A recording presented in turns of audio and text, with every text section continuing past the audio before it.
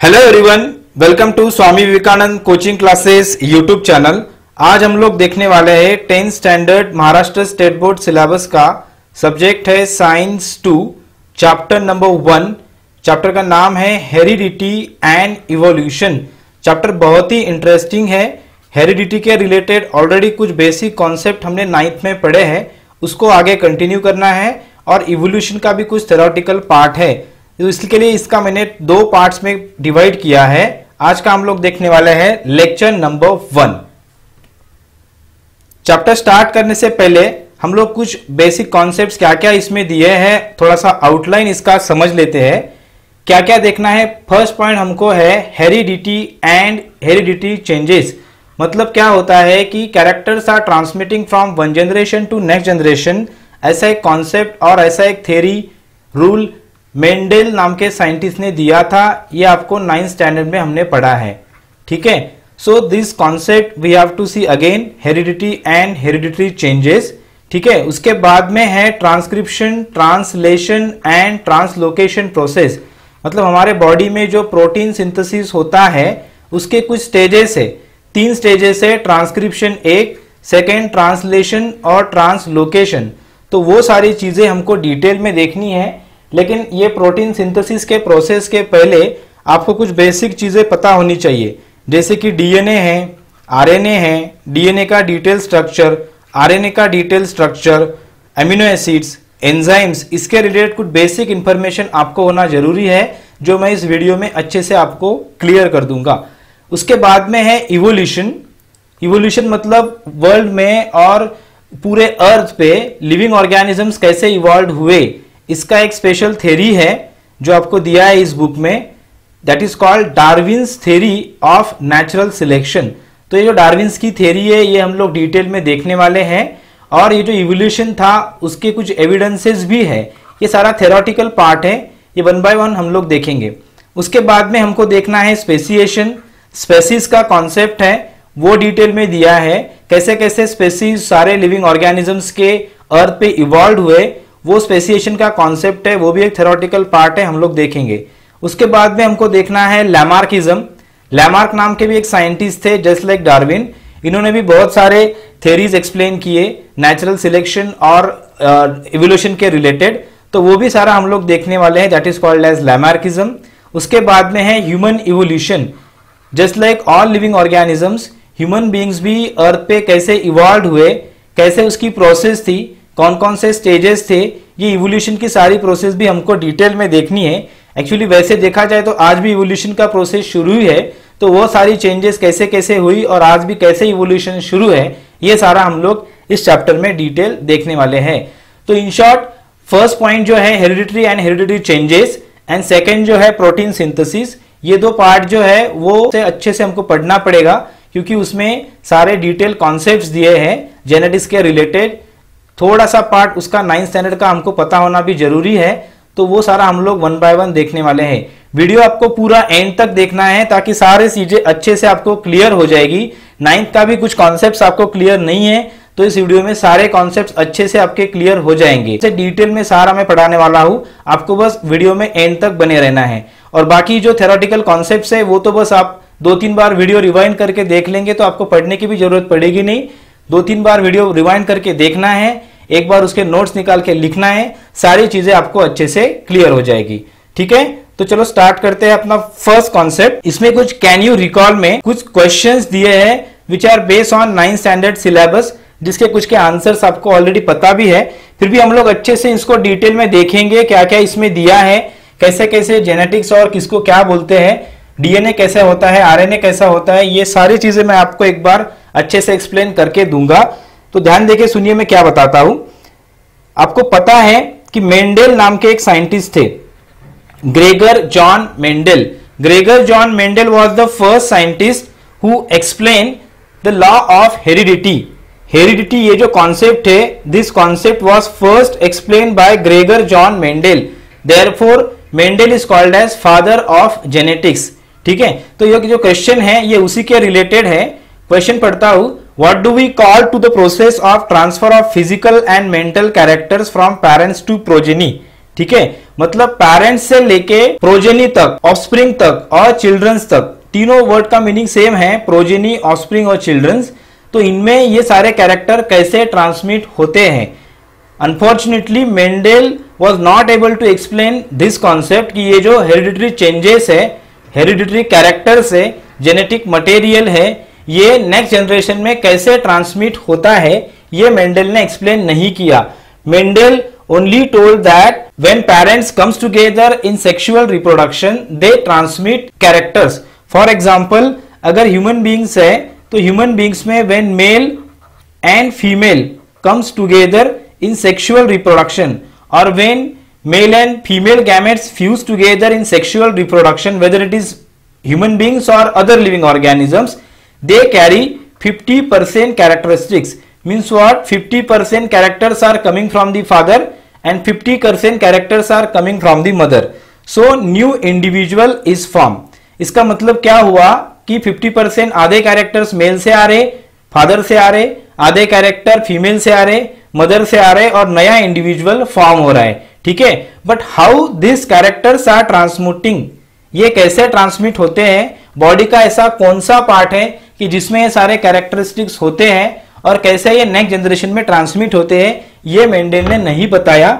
Mendel only explain that characters are transmitting from one generation to next generation and this concept was called as heredity और inheritance. ठीक है, जिसको मराठी और हिंदी में अनुवांशिकता ऐसे भी बोलते हैं। तो later on it was concluded that genetic material is DNA, deoxyribose nucleic acid, ये जेनेटिक मटेरियल है, ये फाइनली कंक्लूड हुआ। उसके रिलेटेड कुछ साइंटिस्ट के नेम भी यहाँ पे दिए, मैं पढ़ता हूं, देखो यहाँ पे दिया है, देखो, you know that hereditary is the transfer of biological characters from one generation to another via genes. Gregor John Mendel is the pioneer of modern genetics. Around the period of 1886 it took a long time for him to understand the conclusion of his research about heredity. Right, मतलब heredity के सारे concept जो है Gregor John Mendel ने explain किए in 1886, but he could not explain how this characters are transmitting. फिर उसके बाद में ह्यूगो डेरिस नाम के एक साइंटिस्ट थे, वॉल्टर एंड सुटॉन नाम के साइंटिस्ट थे, इन्होंने क्या किया, मेंडल के सारे रिसर्च का स्टडी किया और उसके बाद में फिर जेनेटिक्स का अच्छे से स्टडी स्टार्ट हुआ। Then it was concluded that DNA is the genetic material in all living organism except viruses। मतलब क्या, वायरस छोड़ के सारे लिविंग ऑर्गेनिजम्स में डीएनए ये जेनेटिक मटेरियल है। और ये कंक्लूड करने वाले साइंटिस्ट का नाम है Oswald Avery, Maclyn McCarty and Colin MacLeod. मैं रिपीट बोलता हूं, ये जो डीएनए जेनेटिक मटेरियल है इसको कंक्लूड करने वाले और इसके ऊपर एक्सपेरिमेंट करने वाले साइंटिस्ट जो है वो तीन साइंटिस्ट अलग से थे, वो है Oswald Avery, Maclyn McCarty and Colin MacLeod. इन्होंने प्रूव किया कि DNA is the genetic material in all living organism except viruses. Virus छोड़ के सारे लिविंग ऑर्गेनिजम्स में डीएनए ये जेनेटिक मटेरियल है। ठीक है, अब ये डीएनए होता कहाँ है, ये थोड़ा सा और भी डिटेल में हम लोग देख लेंगे। इस डायग्राम में 3D डायग्राम है। पूरे इस चैप्टर में, पूरे वीडियो में मैंने बहुत ही अच्छे से आपके लिए 3D डायग्राम्स बना के रखे हैं जिससे आपको सारे कॉन्सेप्ट्स अच्छे से समझ जाएंगे। अभी ये डीएनए होता कहाँ पे है ये जरा आप अच्छे से समझ लो। हम सबको पता है कि for example this is a cell, ऐसे कुछ सेल है, इसके अंदर न्यूक्लियस होता है। Nucleus is the very important part of this cell, right, और you can say nucleus are very important material और it contains most of the important activities. सारे इंपॉर्टेंट एक्टिविटीज न्यूक्लियस में ही होते हैं। तो इसके अंदर ऐसा कुछ क्रोमोसोम्स का स्ट्रक्चर होता है, ये यहाँ पे दिख रहा है, देखो। एंड ये क्रोमोसोम्स के अंदर ये जो डीएनए मटेरियल है ये ऐसे वाउंडेड फॉर्म में होता है, जस्ट लाइक धागा, धागे जैसा फाइबर लाइक स्ट्रक्चर इसके अंदर होता है जो पूरा वाउंडेड मटेरियल होता है, राइट। और इससे एक डीएनए मटेरियल हमको यहाँ पे देखो अच्छे से मिलता है। ठीक है, अब ये डीएनए भी अच्छे से कैसे दिखता है, कौन से कंपोनेंट से ये बनता है, अल्ट्रा माइक्रोस्कोपिक स्ट्रक्चर इसका कैसे है, ये मैं भी आपको नेक्स्ट स्लाइड पे एक्सप्लेन करने वाला हूं। लेकिन पहले ये समझ लो कि ये होता कहाँ पे है, कहाँ पे होता है, यहाँ पे लिख रहा हूं, सेल है, सेल के अंदर क्या है, न्यूक्लियस है, राइट। न्यूक्लियस के अंदर ऐसे कुछ क्रोमोसोम होता है और क्रोमोसोम के अंदर ऐसा डीएनए मटेरियल होता है। और ये जो डीएनए मटेरियल है इसके अंदर सारे हमारे जीन्स स्टोर्ड होते हैं, और you can say genes are located on the DNA, और you can say genes are the segment of DNA molecule which are responsible for the inheritance of specific characters.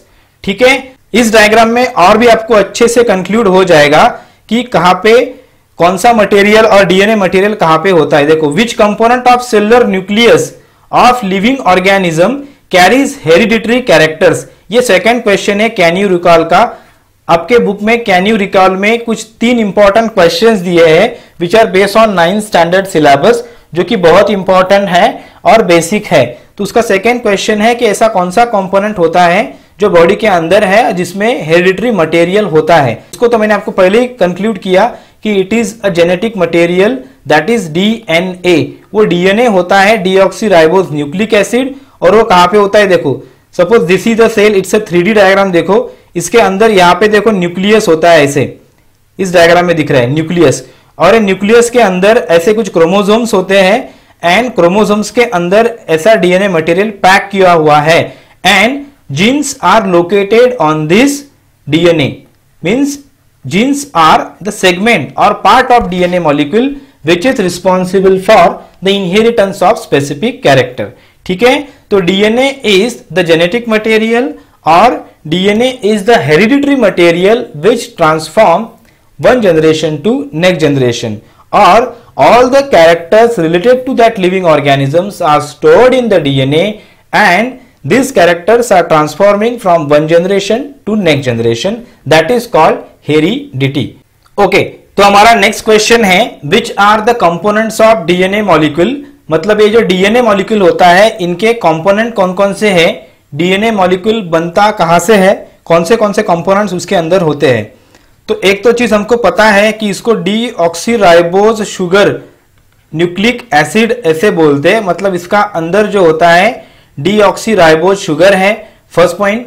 Second, इनके अंदर होता है phosphate group, right, और third इनके अंदर होते हैं एन बेसेस, मतलब नाइट्रोजन बेसेस। अब ये जो नाइट्रोजन बेसेस है ये भी 4 टाइप्स के बेसेस है। एक है एडेनिन, दूसरा है गोनिन, तीसरा है थायमिन, और चौथा है cytosine. Adenine, guanine, thymine, cytosine, ये 4 बेसेस इसके अंदर होता है। और पांचवा जो है that is uracil. Uracil is present in RNA, जो डीएनए में नहीं है वो होता है आरएनए में। आरएनए में थायमिन एब्सेंट होता है और थायमिन के जगह पे यूरासिल रिप्लेस हो जाता है। ठीक है, तो टोटल 3 कंपोनेंट्स है। एक तो है deoxyribose sugar, second is phosphate group, and third is nitrogen bases. तो ये तीनों कंपोनेंट से इनके न्यूक्लियोटाइड्स बनते हैं, जो कि यहां पे दिया है। देखो, न्यूक्लियोटाइड्स बनते हैं। ऐसे 2 न्यूक्लियोटाइड्स जो होते हैं एक दूसरे को अटैच है, just like a string. String के जैसे ऐसे 2 न्यूक्लियोटाइड्स है और ये एक दूसरे को अटैच है। और किससे अटैच है, इसको कौन अटैच करता है, तो इनको अटैच करता है नाइट्रोजन बेसिस। मैंने आपको पहले ही बोला nitrogen bases are of 4 type, adenine, guanine, thymine, cytosine and uracil is there in the RNA. ठीक है, अभी इनका जो पेयरिंग होता है वो भी फिक्स है। Adenine is always pair with thymine with double bond, and guanine is always pair with cytosine with triple bond. ठीक है, एडेनिन, थायमिन, गोनिन, साइटोसिन चारों बेस पेयर्स जो है वो एक दूसरे को अच्छे से अटैच होते हैं, और अटैच करके पूरा डीएनए मॉलिक्यूल बनता है, जो हमने 9th स्टैंडर्ड में पढ़ा है। ठीक है, तो अभी हम लोग डिस्कस करेंगे main important topic that is protein synthesis. Protein synthesis के 3 स्टेजेस है। एक तो है transcription, second is translation, and third is translocation. Protein synthesis is a very important process in our body.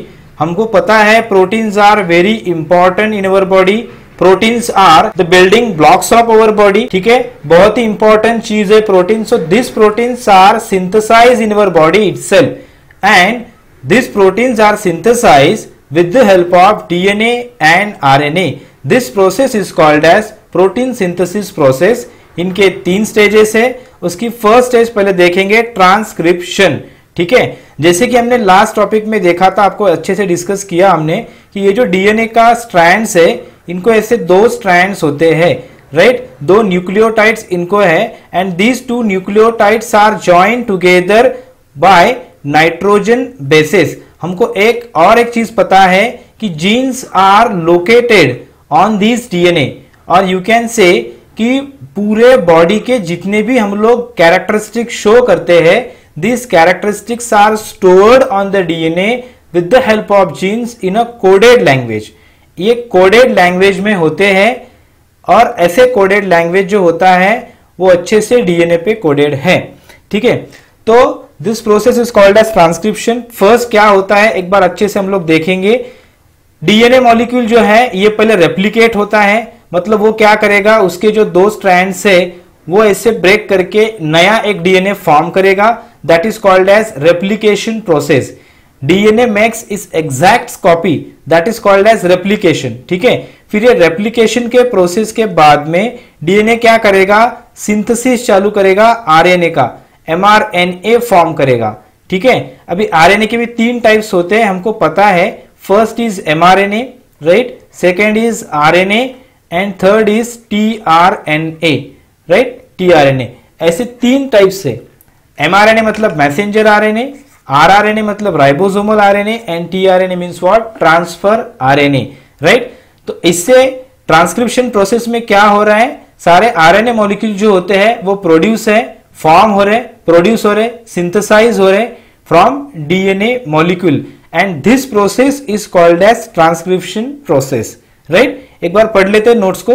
With the help of RNA the genes present in the form of DNA participate in the functioning of cell, thereby control the structure and functioning of the body. Information about protein synthesis is stored in the DNA. ये important point है। जो information होता है वो DNA के अंदर stored होता है इन कोडेड लैंग्वेज, ठीक है। And synthesis of appropriate protein as per the requirement is necessary for the body. Protein molecules are the building blocks of our body and which are very important part of the body. These proteins are synthesized by DNA through RNA. This is called as central dogma, right? मतलब DNA molecule जो है वो पहले क्या form करेंगे, RNA molecules form करेंगे, और RNA molecule से एक प्रोटीन की चेन फॉर्म हो जाती है। This complete process is called as central dogma. ठीक है, why central dogma, because very important process of the body, right, central dogma. अभी इसको हम क्या बोलेंगे, ट्रांसक्रिप्शन बोलेंगे। किसको, DNA molecules are synthesize, DNA molecule synthesize the RNA. DNA क्या करेंगे, आरएनए को सिंथेसाइज करेंगे, और आरएनए जो है वो प्रोटीन को सिंथेसाइज करेंगे। So synthesis of RNA molecules from DNA is called as transcription, and synthesis of protein molecules from RNA is called as translation. तो ये दोनों चीजें, दोनों स्टेप्स जो है वो हम लोग अच्छे से और भी डिटेल में पढ़ेंगे।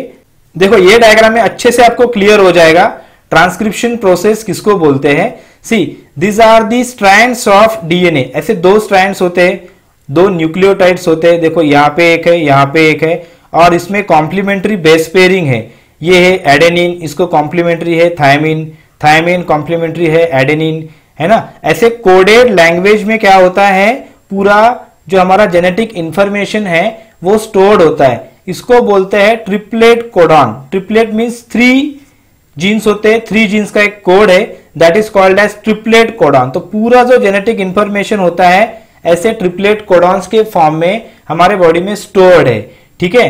तो ये जो डीएनए मॉलिक्यूल है ये ब्रेक होता है, और ब्रेक होने के बाद में ये क्या फॉर्म करेगा, ये एमआरएनए फॉर्म करेगा, राइट, और डिफरेंट टाइप्स के आरएनएस फॉर्म करेगा, राइट। अब इसको जो डीएनए को कॉम्प्लीमेंट्री बेस पेयरिंग होता है, वो एग्जैक्ट बेस पेयरिंग जो होता है वो आरएनए पे अटैच हो जाता है। This is called as transcription process, ठीक है। एक बार और अच्छे से समझा देता हूं। ये जो है डीएनए का स्ट्रैंड है, 2 स्ट्रैंड्स इसको होता है, 2 न्यूक्लियोटाइड से, उसके अंदर जेनेटिक्स कोड ट्रिपलेट कोड्स के फॉर्म में होते हैं, और ये जो कॉम्प्लीमेंट्री बेस पेयरिंग है ये एग्जैक्ट बेस पेयरिंग आरएनए पे आती है, ठीक है। और यहां से आरएनए सिंथेसाइज होता है, आरएनए बनता है, और इसको हम लोग बोलते हैं transcription process. This is called coding strand, जिसमें कोड्स है, डिफरेंट टाइप्स के जेनेटिक कोड्स है, और ये जो जेनेटिक कोड्स है ये आरएनए पे ट्रांसक्रिप्ट होते हैं, that is called template strand, ठीक है। और ऐसे यहां से क्या होगा, आरएनए सिंथेसाइज होगा। एंड फाइनली देखो यहाँ पे दिख रहा है ट्रांसक्रिप्ट और आरएनए, मतलब क्या हो रहा है, ट्रांसक्रिप्शन प्रोसेस में डीएनए से डिफरेंट टाइप्स के आरएनए फॉर्म हो रहा है, ठीक है। RNA are synthesized through the DNA, this process is called as transcription process. And from this RNA protein molecules are form, polypeptide chain जो है वो ऐसी पॉलीपेप्टाइड चेन फॉर्म होती है, this is called as translation process, ठीक है। एक बार और पढ़ लेते, देखो mRNA is produced as per the sequence of nucleotides on DNA. Only one of the two strands of DNA is used in this process. ये दो स्ट्रैंड का एक ही स्ट्रैंड यूज हो रहा है, राइट। इसके लिए उसको बोलते हैं कोडिंग स्ट्रैंड, और दूसरा जो स्ट्रैंड होता है वो टूट के निकल के उसके जगह पे आरएनए सिंथेसाइज हो रहा है, right. The sequence of nucleotides in mRNA being produced is always complementary to the DNA strand, ठीक है। मतलब जो कोडिंग होता है डीएनए पे, जो कोडिंग है उसका एग्जैक्ट कॉम्प्लीमेंट्री कोडिंग जो है वो आरएनए पे सिंथेसाइज हो रहा है। Besides there is uracil in RNA, यहाँ पे देखो दिख रहा है, मैंने आपको पहले ही बोला था there are 4 types of nitrogen bases, adenine, thymine, guanine and cytosine, right. तो ये जो थायमिन है इसके जगह पे ये एब्सेंट होता है आरएनए में, और instead of thymine there is uracil in RNA. Thymine जो होता है वो डीएनए में होता है, और this thymine is replace by uracil in RNA. यहाँ पे देखो यूरेसिल दिख रहा है आपको, राइट। ये जो टी है ये टी के जगह पे आपको दिखेगा U, right. U means uracil and U is only there in RNA and it is in place of thymine, right. This process of RNA synthesis is called as transcription. So in this way RNAs are transform, RNA synthesis, ठीक है, with the help of DNA. This process is called as transcription process. और भी अच्छे से इस diagram में वही same concept समझ लेते हैं कैसे है। देखो डिफरेंट टाइप से मैं आपको एक्सप्लेन कर रहा हूं वो, क्योंकि बहुत ही थोड़ा सा डिफिकल्ट कॉन्सेप्ट है, नया कॉन्सेप्ट है आपके लिए, और इस चीज को बिल्कुल भी रटना नहीं है, इसको अच्छे से समझ के लेना है। जितना आप इसको अच्छे से समझ के लेंगे उतना आपको फायदा होने वाला है, ठीक है। देखो this is DNA molecule, DNA molecule जो है डीऑक्सीराइबोस न्यूक्लिक एसिड, इसका देखो रेप्लिकेशन हो रहा है, और रेप्लिकेशन होने के बाद में यहाँ पे ये जो डीएनए है ये डीएनए क्या कर रहा है, आरएनए को सिंथेसाइज कर रहा है, मतलब आरएनए को फॉर्म कर रहा है। इसका जो एग्जैक्ट बेस पेयरिंग होता है, that exact base pairing is form at the RNA and different types of RNA molecules are synthesize. This process is called as transcription process, ठीक है। देखो यहाँ पे डायग्राम में दिख रहा है एमआरएनए फॉर्म हो रहे, right. After mRNA formation this is called as transcription process. उसके बाद में क्या होता है, ये एग्जैक्ट बेस पेयरिंग जो होता है वो एग्जैक्ट बेस पेयरिंग दूसरा न्यूक्लियोटाइड सिंथेसाइज हो जाता है, और एक नया प्रोटीन मॉलिक्यूल और उसका पेप्टाइड लिंकेज स्टार्ट हो जाता है, that is called as translation process. और यू कैन से ये जो आरएनए मॉलिक्यूल से इसके हेल्प से प्रोटीन्स फॉर्म होते हैं, that is called as protein synthesis और ट्रांसलेशन प्रोसेस। नीचे भी दिया है देखो, DNA makes its exact copy, that is called as replication process, right. After replication what, transcription is there. Transcription means DNA molecules forms RNA, RNA synthesis हो जाते हैं, and from RNA protein molecules are form. Okay, तो transcription process में हमने देखा कि DNA molecule जो है वो डीएनए क्या करेंगे, आरएनए को सिंथेसाइज करेंगे, इसको हम लोग बोलते हैं ट्रांसक्रिप्शन प्रोसेस। अभी आरएनए जो होते हैं वो भी 3 टाइप्स के आरएनए हैं, यहाँ पे देखो डायग्राम्स उनका दिया है। दिस इज कॉल्ड mRNA, और यू कैन से मैसेंजर आरएनए, मतलब यह क्या करेंगे, ये प्रोटीन सिंथेसिस का मैसेज कैरी आउट करेंगे। Second is ribosomal RNA, ribosomal RNA मतलब ये क्या करेंगे, it gives site for protein synthesis, protein बनाने के लिए एक जगह बनाते हैं, that is rRNA, ribosomal RNA. And third one is transfer RNA, tRNA। tRNA क्या करेंगे, mRNA जो भी मैसेज कैरी करेगा, mRNA जो भी कोडॉन लाएगा उसको एग्जैक्ट एंटी कोडॉन अटैच करने का जो वर्क है, काम है, फंक्शन है, वो है tRNA का।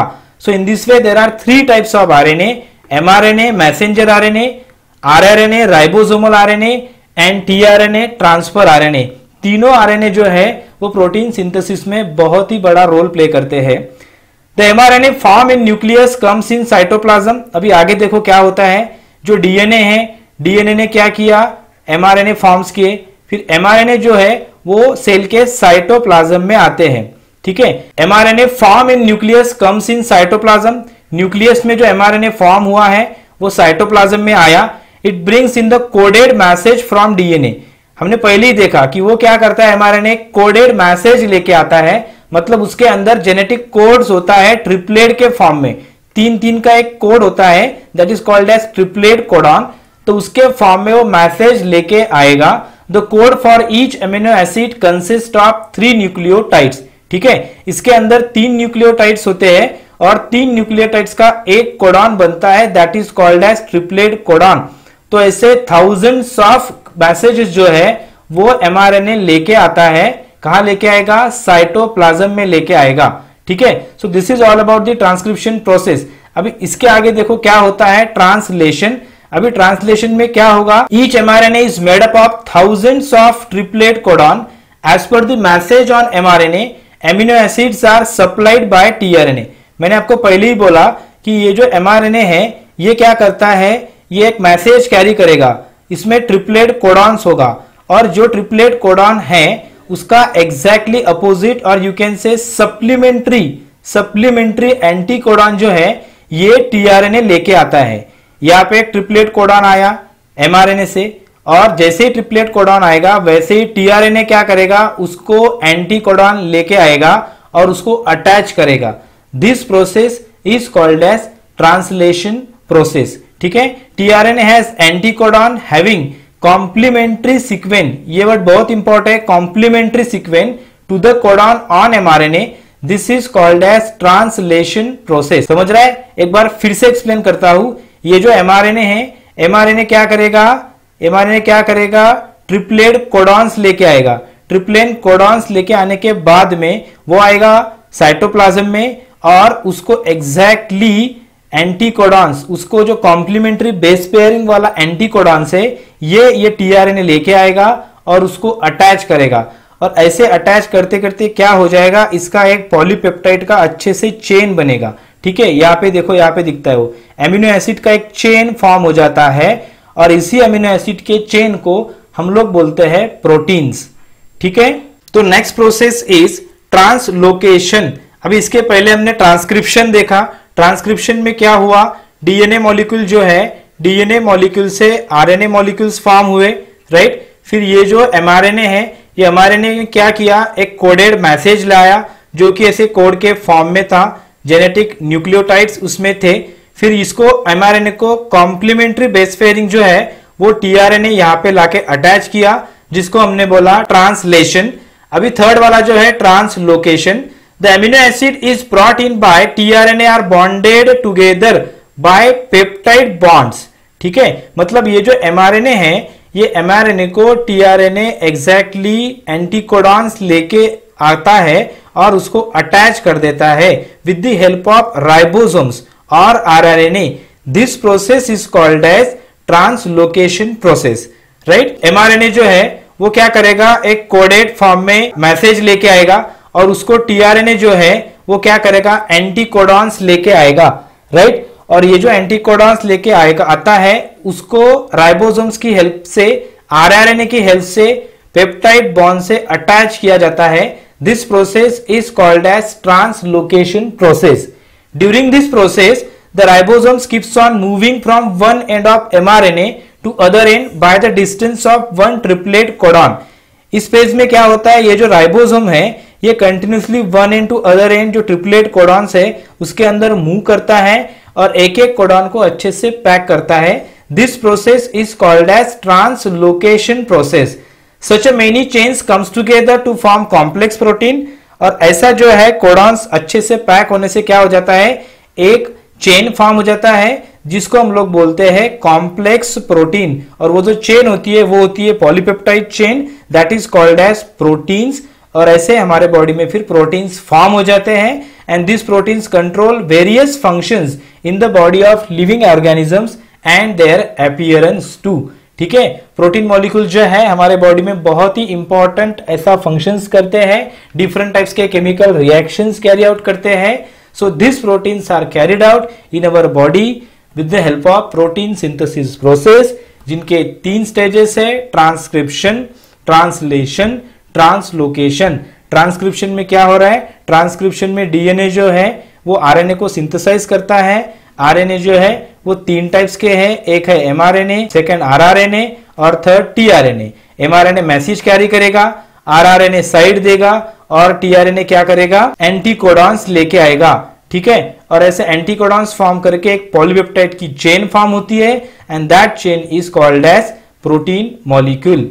Okay, so in this way protein synthesis का प्रोसेस हमारे बॉडी में कैरी आउट होता है, जो कि बहुत ही इंपॉर्टेंट प्रोसेस है। The next point is mutation. अभी तक हमने देखा living organisms can produce new individual like themselves due to genes only and some of those genes are transmitted to next generation. हमने हेरिडिटी में देखा कि पेरेंट्स क्या करेंगे, नेक्स्ट जनरेशन को जीन्स ट्रांसफर करेंगे, राइट, और नया इंडिविजुअल फॉर्म होता है। This is called as inheritance और heredity.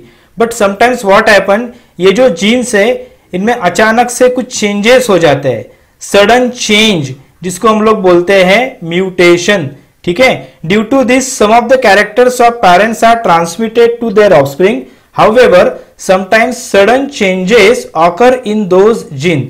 Sometimes any nucleotide of gene changes its position that causes a minor change which is nothing but mutation. समझ रहा है, एकदम सिंपल सा कॉन्सेप्ट है कि ये जो जीन है, for example this is a main sequence of the gene. अभी ये जो पेरेंट का मेन सीक्वेंस जीन है ये क्या करेगा, नेक्स्ट जनरेशन में ट्रांसमिट होता है। अगर ये है वैसा ट्रांसमिट हुआ तो कोई भी प्रॉब्लम नहीं आएगा। लेकिन समटाइम्स व्हाट हैपन, ये जो जीन का सीक्वेंस है ये कभी कभी चेंज हो जाता है और चेंज होने को, इसी प्रोसेस को हम लोग बोलते हैं म्यूटेशन। फॉर एग्जाम्पल यहाँ पे देखो दिया है GAT, ये एक जेनेटिक कोड है, ये गलती से TGC ऐसे हो जाता है। This process is called as mutation process. और अगर ऐसा म्यूटेशन अगर होता है तो कभी कभी कुछ डिसीज भी कॉज होते हैं, that is called as genetic disorders like sickle cell anemia, right. ये लास्ट ईयर आपने पढ़ा था, देखो क्रोमोसोमल डिसऑर्डर्स में, तो ऐसे भी कुछ डिसऑर्डर्स होते हैं, that is called as mutation. So thank you for watching this video. In this chapter we have completed very important part, that is heredity। Heredity का बहुत ही मजेदार कॉन्सेप्ट जो है प्रोटीन सिंथेसिस का, ये मैंने आपको अच्छे से एक्सप्लेन किया, जिसमें कुछ 9th स्टैंडर्ड के भी कॉन्सेप्ट्स थे वो भी आपको अच्छे से एक्सप्लेन किए। प्रोटीन सिंथेसिस के तीनों स्टेजेस जो है, ट्रांसक्रिप्शन, ट्रांसलेशन, ट्रांसलोकेशन, ये 3D डायग्राम्स के साथ अच्छे से आपको एक्सप्लेन किए हैं। आपको बस करना क्या है, आपको बार बार इस वीडियो को रिवाइंड करना है, रिवाइंड करके उसको देखना है और उसके कुछ नोट्स बना के लिखना है, तब जाके अच्छे से आपके दिमाग में कॉन्सेप्ट बैठ जाएगा। उसके बाद का जो इवोल्यूशन का कॉन्सेप्ट है वो थ्योरेटिकल कॉन्सेप्ट है, वो हम लोग नेक्स्ट लेक्चर में देखने वाले हैं, जो कि जल्दी अपलोड होगा, ठीक है। तो मिलते हैं नेक्स्ट लेक्चर में नेक्स्ट कॉन्सेप्ट के साथ, तब तक के लिए बाय।